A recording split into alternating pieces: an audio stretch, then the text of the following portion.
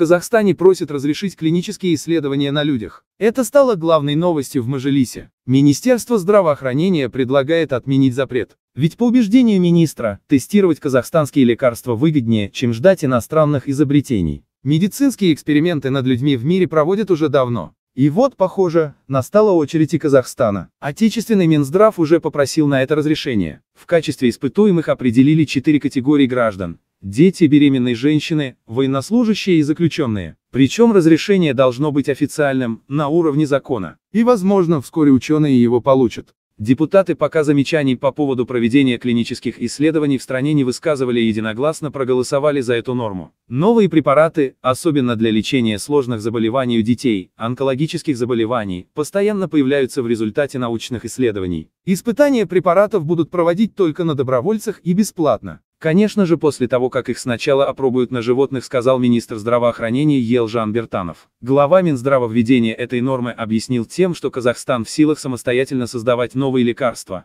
а не ждать, когда это сделают ученые других стран. Впрочем, депутатов больше волнует качество медицинских препаратов, а не их количество. По мнению спикера Мажилиса, казахстанский рынок насыщен неэффективными лекарствами. Вы посмотрите рекламу. Пустышки выпускают, к ним вот такой перечень заболеваний. И бедных наших пациентов, которые приходят в медицинские учреждения, потом еще по кругу пускают врачи, которые связаны с этими фармакологическими компаниями, отметил председатель Мажилиса парламента Нурлан Нигматуллин. А вот разрешение на продажу, как выразился Нигматуллин, пустышек, дает как раз Министерство здравоохранения. И, судя по всему, их эффективность в ведомстве никто не оспаривал. Так же, как и нетрадиционную медицину, которую в стране пока никто конкретно не контролирует.